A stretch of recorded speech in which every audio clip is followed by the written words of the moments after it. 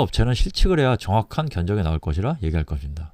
샤시 등은 실측을 해야 정확한 견적이 나오는 건 맞습니다. 사이즈도 그렇고 시공 현장 상황이 중요하기 때문이죠. 안녕하세요, 아이리스입니다. 오늘 소개해드릴 영상은 인테리어 전체 과정을 한번 담아봤습니다. 근데 인테리어란 게 이제 시작하기 전에도 신경 써야 될 부분이 있고 끝나고 나서도 또 신경 써야 될 부분이 있어서 그런 부분까지 같이 한번 담아봤고요. 이 영상은 이제 인테리어를 이제 막 시작하려는 업으로서 그런 분들도 아마 보시면 좀 도움이 되실 거고, 이제 실질적으로 이제 인테리어 하셔야 될 분들도 이런 과정으로 우리 집이 완성이 되는구나 미리 한번 보실 수 있을 것 같습니다. 네, 그럼 영상이 좀 긴데 끝까지 시청해 주시면 감사하겠습니다. 시작하겠습니다.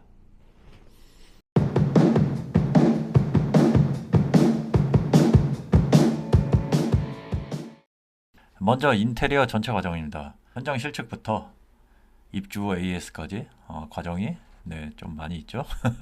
하나하나 설명드려 보겠습니다. 시작합니다.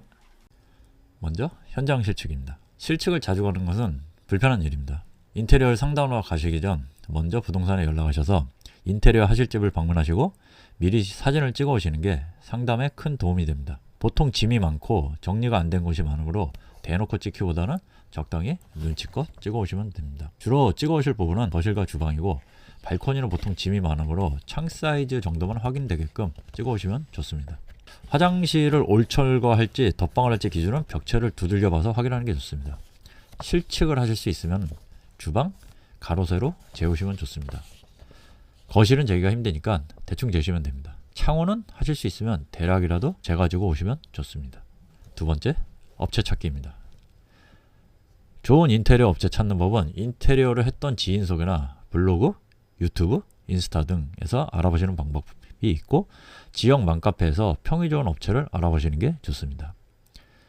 레땡이나 기타 맘카페 중 이런 어떤 게시물들을 돈 받고 올려주는 상업적 게시물들도 많이 있기 때문에 감안하고 걸러서 보시는 게 좋습니다.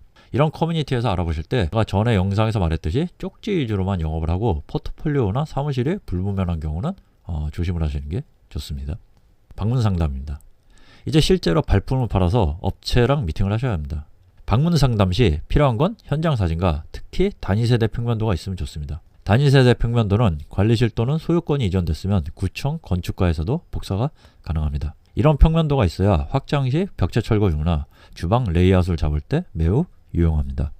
그리고 내가 하고 싶은 컨셉을 사진을 캡처한다든지 PPT 등으로 만들어 가시면 상담에 많은 도움이 됩니다. 인테리어의 목적은 크게 환경 개선을 위한 창호 교체와 단열 공사 등에 해당하는 집수리와 도장 및 기타 마감재의 고급화를 요구하는 신미성을 위한 마감으로 나뉠 수 있습니다. 인테리어를 하시려는 곳이 20년 차가 넘은 집은 집의 컨디션을 올려주는 기초공사 위주로, 그 이하 연식이라면 심미적인 만족을 위한 마감 디테일에 주력을 하시는 걸 추천합니다. 방문 상담 시에는 내가 중요하게 생각하는 부분과 궁금한 점을 소통을 하시는데, 인테리어 카페나 유튜브 등 온라인에서 얻은 지식을 먼저 내오는 것보다는 상담하는 상대방은 이런 점에 대해서 어떻게 생각하는지 의견을 들어보고 나중에 종합해서 생각해 보시는 게 좋겠습니다. 업체 선택 시 중요한 건 전문성과 가격입니다. 소통도 잘 되고 센스도 있지만 내가 원하는 시공법에 대한 경험이 부족하다든가 잘 모르는 경우나 아니면 반대로 너무 전문가스러운 의견만 내세워서 내 의사랑 다른 것만 이야기한다면 그것도 문제가 될 것입니다. 중요한 거는 정성과 태도입니다. 요새 나오는 여러가지 마감법은 다양한 경로로 시공법이 오픈되어 있습니다. 설령 업체가 잘 모르는 내용이 있더라도 적극적으로 수용하는 태도나 정성이 있다면 같이 해보실만 할 겁니다. 모든 것이 완벽한 업체는 그만큼의 비용을 지불하셔야 됩니다. 그럴 수밖에 없으니 내가 조금은 한정적이거나 합리적인 예산에서 인테리어 하실 거면 조금 더 발품을 하고 대화를 많이 해보신 걸 추천합니다. 어쨌든 나랑 맞는 업체를 간추리셨다면 상담 내용 토대로 가견적을 받으시는 게 좋습니다. 다 좋은데 예산이 너무나 산으로 가버리면 곤란하니까요. 대다수 업체는 실측을 해야 정확한 견적이 나올 것이라 얘기할 것입니다. 샤시 등은 실측을 해야 정확한 견적이 나오는 건 맞습니다. 사이즈도 그렇고 시공 현장 상황이 중요하기 때문이죠. 하지만 현장 사진과 평면도만 있으면 확장 및 단열, 화장실 전체 철거 같은 기초공사 비용은 어느 정도 유추가 가능합니다. 발코니 결로로 인한 단열 작업은 샤시 교체 시 구축은 필수로 해야 되는데, 그 이유는 첫째로 기존 샤시보다 교체되는 샤시가 두꺼워지므로 그 갭만큼 단열재를 보강하는 게 좋고, 샤시 교체로 발코니 기밀이 올라갈수록 결로는 더 심해질 수 있기 때문입니다. 기본적으로 가견적에 편입하시는 게 좋습니다. 화장실은 실측 시 방문했을 때 두드려 봤을 때 통통거리는 빈소리가 나면은 벽을 전체 철거하는 게 좋습니다. 10년이 넘었으면은 화장실 바닥을 올 철거하고 방수와 난방배관을 넣는 것이 좋습니다. 욕실이 항상 뽀송뽀송하고 따뜻해지므로 삶의 질이 달라집니다. 주방은 실측 후 레이아웃 및 디테일이 많이 달라질 수 있어서 세부 디자인으로 비용을 뽑는 것이 좋습니다. 그래도 어떤 컨셉으로 할 건지 정도는 정해놓는 것이 좋습니다. 목공이나 타일 도배나 페인트도 어느 정도 다 유추가 가능합니다. 이런 거에 대한 가견적 자체를 어려워하거나 내용이 너무 두리뭉실하면 조금 더 신중히 판단하실 필요가 있습니다. 업체 입장에서도 소중한 시간을 내어서 상담과 견적을 산출해 주는 것이니 서로 시간 낭비가 되지 않도록 어느 정도 미리 선별하시러 가시는 걸 추천합니다. 이런 식으로 기초 공사 비용을 어느 정도 감안해서 견적을 받고 마감 디테일은 디자인 계약 후 진행을 하시면 됩니다. 다음은 디자인 계약입니다. 대다수 디자인 회사는 디자인 계약 후 도면 작업에 들어갑니다. 도면과 디자인 작업은 업체의 노력과 인력이 들어가야 하므로 합리적인 비용 지불 후 먼저 실측을 진행하고 평면도 작업 후 3D 모델링을 하게 됩니다.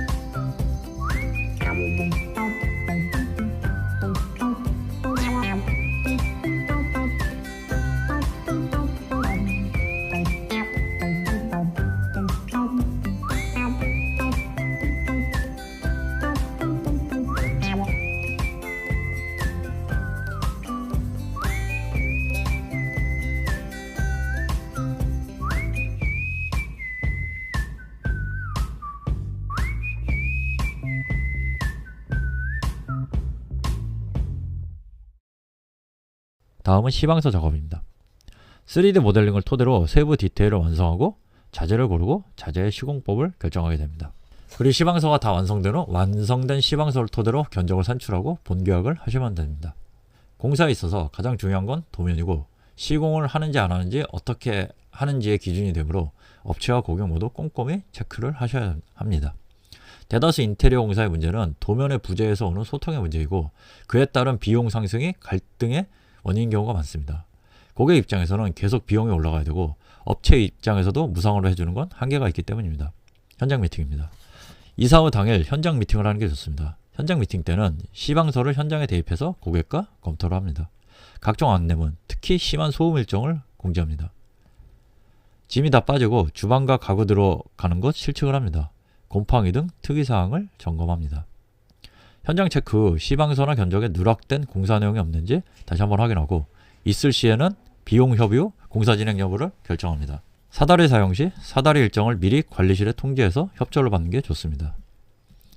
사다리는 공사 초기 자주 사용할 수 있으므로 일정표대로 미리 고지해야 작업에 차질이 없습니다.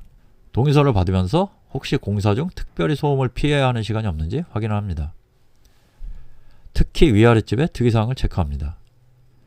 환자나 아기가 있는 경우 특히 더 신경 써서 소음 일정을 조율합니다. 보통 현장 실측 때 짐이 있어서 보기 어려웠던 콘센트 위치를 파악하고 증설 여부를 결정해야 합니다. 콘센트 증설은 보통 벽을 까대기 해서 배선 매입을 해야 하므로 꼭 필요한 곳에만 작업을 하시는 게 좋습니다.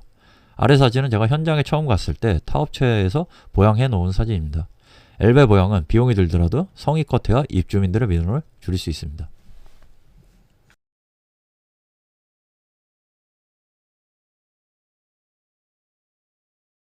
마루철거입니다. 마루철거는 그렇게 소음과 민원이 세진 않습니다. 현장에서 샌딩 작업 시 구축은 난방 배관을 건드리지 않도록 조심해야 합니다.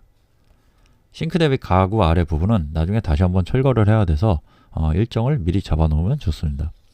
마루가 일부만 깔려 있으면 본 철거 후 마루 철거를 할 수도 있습니다. 전체 다 마루가 깔린 경우는 마루 철거 먼저 하는 걸 추천합니다. 이유는 자재 양중 때문입니다. 마루 철거 후에는 바닥 샌딩 작업을 하는데 시공될 바닥재가 마루냐, 장판이냐, 타일이냐에 따라 바닥 샌딩 방법이 다르니 꼭 미리 고지합니다.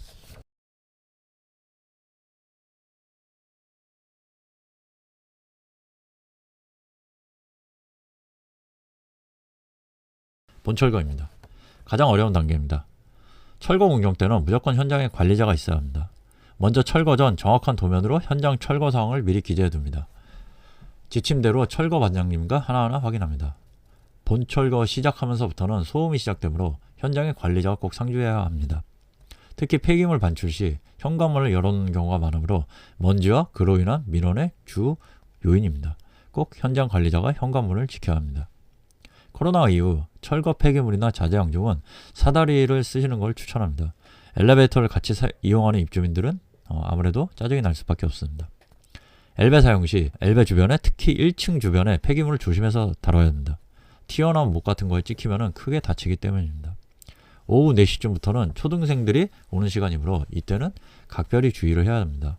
이때 부득이하게 폐기물 반출 시에는 최대한 1층에서 안전하게 제어를 해야 합니다. 확장 부위 바닥 철거는 꼭 슬라브 면까지 철거해야 합니다. 그래야 단열에 이상이 없습니다. 기 확장된 벽체는 부실하게 단열이 된 경우가 많으므로 확인 후 철거 후 재시공하든지 단열재를 보강합니다. 20년 넘은 아파트는 가구 들어오는 천장은 철거를 하는 게 좋습니다. 보통 수평이 맞지 않습니다. 가구 칼마감을 위해서는 철거부터 제대로 해야 합니다. 벽이든 천장이든 철거 후 목공 작업을 새로 해야 마감선이 깔끔해집니다. 기존 벽이나 천장에서는 칼 같은 마감선을 기대할 수 없습니다. 다음은 설비공사입니다. 설비공사는 집수리의 가장 기본 공정입니다. 보통 필수로 하는 공정은 다음과 같습니다. 먼저 욕실입니다. 욕실 방수, 난방 배관 작업, 젠다이 배관 연장, 양변기 배관 이동 정도입니다. 좋은 기구 마감선을 위해 양변기 및 세면기 수도 배관도 이동해 줍니다. 다음 사진은 좋은 기구 배치와 안 좋은 기구 배치의 예시입니다. 액체 방수와 도막 방수를 한 사진입니다. 보통 세탁기 이설에 자주 쓰이는 냉온수관 작업입니다. 20년 넘은 구축은 난방 배관은 유지하더라도 냉온수 배관 교체는 고려하실 필요가 있습니다. 이유는 우리 집 외부는 아파트에서 교체가 가능한데 우리 집 내부는 인테리어를 할 때 외에는 교체가 불가하기 때문입니다. 바닥을 다 까내야 되니까요. 오래된 수도관에서 녹물 나오는 게 우려가 되시면 수도관 교체는 고려하시는 게 좋습니다. 분배기 교체도요. 주방 레이아웃 변경을 위한 분배기 이설은 신중해야 합니다. 보통 10년차 미만은 별 문제가 없으나 20년차 가까운 연식은 난방 배관에 따라 주의를 요합니다. 난방 배관이 경화되어서 누수 위험이 큽니다. 분배기 이설 시 분배기 교체는 필수입니다. 다음 사진은 이설 가능한 엑셀관이고 이설을 안 하는 게 좋은 노란색 PPC 관입니다. 확장 시 난방 배관을 연장한 사진입니다. 최종 셀프 미장으로 평탄합니다. 다음 사진은 오래된 구축 바닥 전체를 드러내고 전체 난방 배관 교체를 하는 모습입니다. 방통은 계절에 따른 세면 배합과 전체적인 수평 평활도가 중요합니다. 요새는 홈팍이라는 공법도 있어서 시간과 비용이 줄어듭니다. 이런 것도 참고하시기 바랍니다. 다음은 샤시 공사입니다. 샤시는 발주가 가장 중요합니다. 왜냐하면 한번 잘못 만들어질 경우 수정에 많은 비용과 시간이 들기 때문입니다. 꼼꼼한 도면 확인이 중요합니다. 샤시의 방향, 유리 구성 등 특히 통바 추가 여부를 잘 확인해야 단열 작업이나 마감에 이상이 없습니다. 샤시를 시공하는 영상입니다. 현장에 올라왔습니다. 지금은 샤시 시공을 하고 있고요. 보시는 것처럼 하부는 저희가 이제 아이소를 넣어서 이제 단열을 했고, 이 앞쪽으로 이제 시멘트 미장이 들어가서 샤시를 받치면서 마감을 할 겁니다. 바깥에는 지금 실리콘 작업이 잘 써졌고, 요거 바깥에 프라이머 다 바르셨어요? 요 실리콘을 쏘기 전 이제 프라이머라는 본드를 발라줘야지 얘가 시간이 오래 지나도 경화가 좀 덜 됩니다. 보통 그 외부에 쓰여지는 이 실리콘은 뭐 한 5년에서 10년 정도 지나면은 이제 그 내구성이 점점 떨어져서 갈라질 수 있기 때문에 이렇게 신규 설치를 할 때는 하지 프라이머 작업을 꼼꼼하게 해줘야지 이제 조금 더 그런 벌어짐을 예방할 수 있습니다. 폼으로 벽과 샤시 사이를 사춤하는 모습.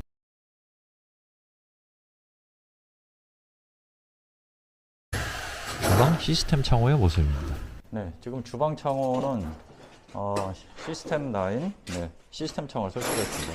시스템 창의 장점은 요 프레임이 굉장히 얇기 때문에 슬림한 디자인이 좀 돋보이고 이런 식으로 최대한 전경을 많이 볼 수 있는 그런 뷰를 연출을 시켜줍니다.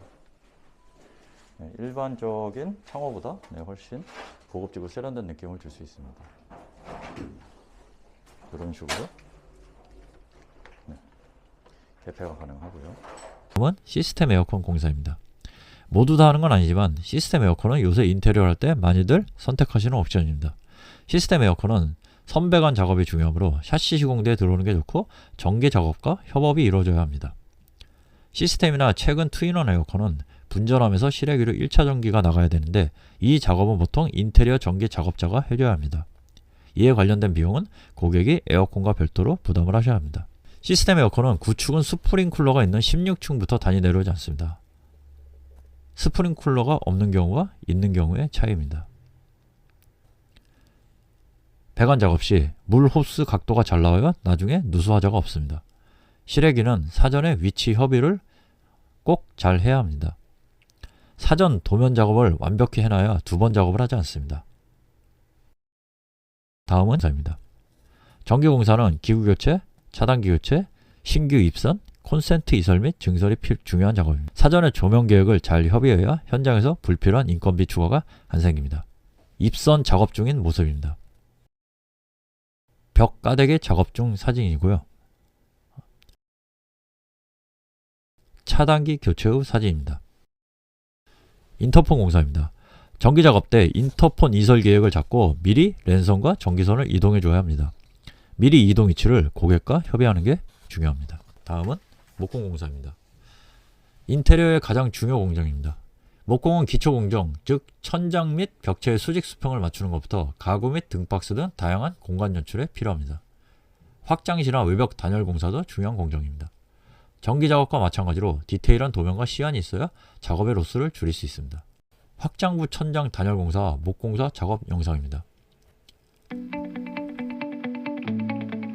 발코니 단열 시공 모습입니다.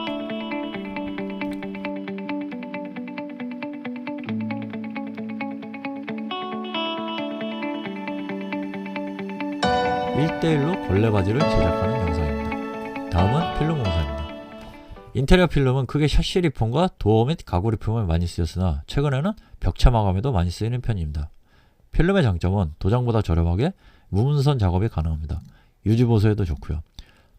다음은 벽 전체를 필름 작업한 모습입니다. 거실벽 전체를 작업한 사진이고 히든 도어도 시공된 모습입니다. 다음은 타일 공사입니다. 타일은 시간과 정성의 결과물입니다. 우리가 흔히 보는 욕실 타일이 아닌 보는 순간 감탄이 나올 정도의 졸리컷 마감은 분명 기술자의 노력과 정성의 결과물입니다. 그러기 위해서는 현장 졸리 작업을 해야 되는데 소음과 인건비가 많이 들어갑니다. 그래서 최근에는 거의 공장 가공을 해오는 편입니다. 현장에서 졸리 가공을 하는 영상입니다.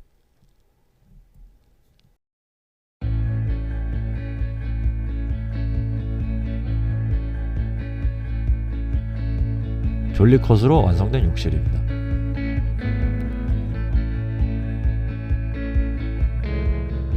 다음은 셀프 미장입니다.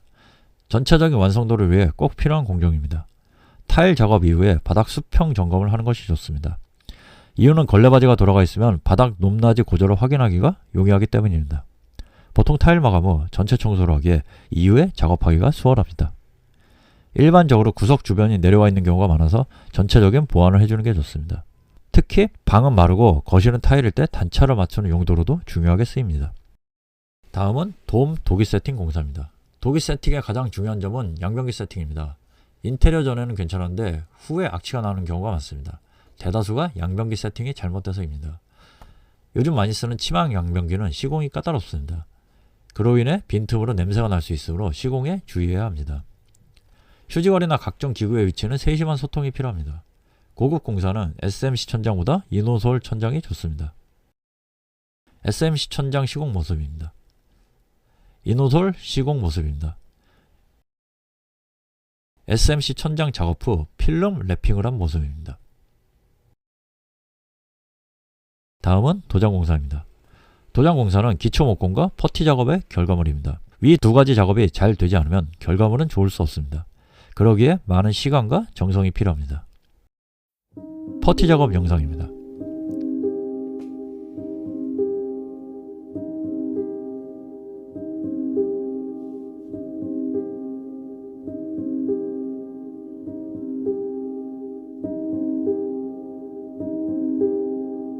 도장 작업 후 영상입니다.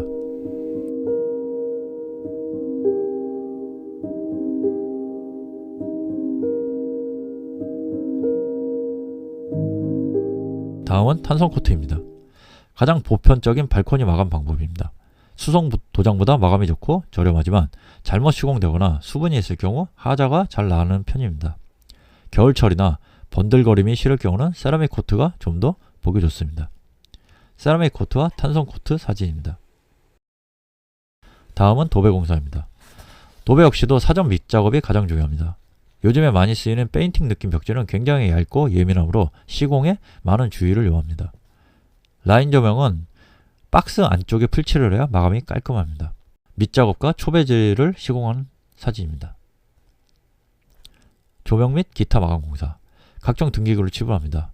콘센트는 마감 후 통전 테스트를 일일이 하는 게 좋습니다. 그리고 기타 마감 공사 시 인덕션 등을 설치했을 때 누전 테스트를 하는 게 필요합니다. 바닥 공사. 바닥은 시공 전 마루 같은 경우 꼭 수준과 방향을 확인하는 것이 좋습니다. 왜냐하면 실수로 잘못 갈 경우 돌이키기가 너무나 힘들기 때문입니다. 마찬가지로 어떤 바닥재이든 하지 작업이 가장 중요합니다. 작업자들 간의 노하우가 중요합니다. 다음 영상은 장판 시공 시 바닥 수평 보강을 위해 마페이 매지 시멘트로 바닥 보강을 하는 영상입니다. 다음은 보양 작업입니다. 바닥을 시공한 뒤에는 바닥 손상을 막기 위해 꼭 보양을 해주는 것이 좋습니다. 보양 후 작업하는 영상입니다.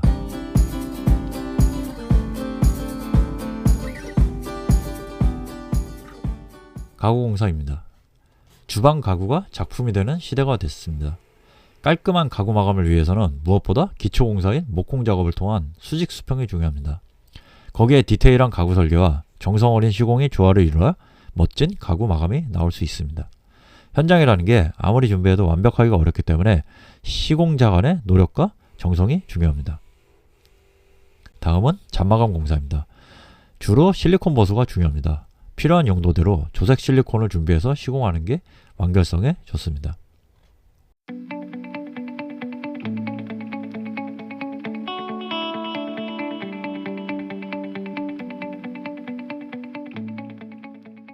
다음은 준공 청소입니다. 인테리어의 끝을 담당하는 중요 공정입니다. 청소 시 마감 잔해나 먼지 등을 마감재 손상 없이 청소하는 것이 많은 노력과 정성이 필요합니다. 청소 후 직후 사진입니다. 다음은 현장 검수입니다. 청소 및 잔마감 완료 후 고객과 현장에서 만나서 전체적인 검수를 진행하고 미비된 점은 가능한 입주 전에 처리하는 것이 좋습니다만 보통은 입주를 청소 직후에 하는 경우가 많으므로 입주하고 일주일 정도 뒤에 보수 일정을 잡는 것도 필요합니다. 다음은 준공 촬영입니다. 준공 촬영은 업체의 영업에 중요한 역할을 합니다. 여러분이 상담 시 보셨던 예쁜 사진은 이런 보이지 않는 노력의 결과물입니다. 최대한 사진 촬영에 협조해 주시는 게 업체의 영업에 많은 도움이 됩니다. 먼저 고객 요청사항을 충실히 부수합니다. 그리고 나머지 직기류가 다 설치된 후 촬영을 시작하는 것이 좋습니다. 특히 TV, 냉장고, 식탁 및 커튼은 꼭 설치 후에 촬영하는 것이 좋습니다. 이제 입주입니다. 입주 후에 급하게 발생되는 문제들이 있습니다. 보일러가 안 켜진다든지 뜨거운 물이 안 나온다든지 콘센트가 작동을 안 한다든지 인터폰이 안 돼서 문이 안 열린다든지 기타 등등 사소한 문제가 많이 발생할 수 있습니다. 급한 문제는 입주 후 최단 시간 내 점검하고 조치할 수 있도록 일정을 준비하는 게 좋습니다. 마지막 AS입니다. 아무리 공사를 잘해도 자잘한 하자는 발생하기 마련입니다.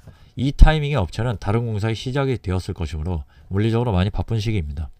입주 하자 보수는 차분히 리스트를 작성 후 15일이나 한 달 주기로 보수 일정을 잡아주시는 게 좋습니다.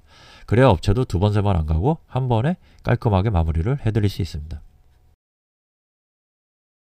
네, 드디어 긴 영상이 끝났습니다. 여기까지 시청해주셔서 너무 감사드리고요. 네, 영상 이제 쭉 지켜보셨듯이 인테리어란 게 이렇게 뭐 많은 과정과 많은 노력이 좀 필요합니다. 그래서 뭐 중간중간 실수도 날 수도 있고 조금 불안해하실 수도 있는데 너무 걱정하지 마시고 믿고 잘 서로 간에 협조하고 배려해서 진행해 주시면은 아마 좋은 결과물이 나오게 될 겁니다. 그리고 이제 인테리어를 이제 막 시작하시는 분들도 너무 이제 이런 거에 걱정하지 마시고 진심으로 고객분들한테 성실히 현장에 임하다 보면은 뭐 좀 실수는 있겠지만 그래도 네, 좋은 포트폴리오가 쌓이고 좋은 경력이 쌓이고 또 그에 따른 이제 좋은 결과물들이 쌓이다 보면은 네, 이제 멋진 공간을 만들 수 있게 될 겁니다. 네, 그럼 오늘 영상은 여기서 마치는 거라고요. 네, 네. 긴 영상 시청해 주셔서 너무 감사드립니다. 네, 오늘도 행복한 하루 되시기 바라겠습니다. 구독과 좋아요 눌러주시면 매우 감사하겠습니다. 감사합니다.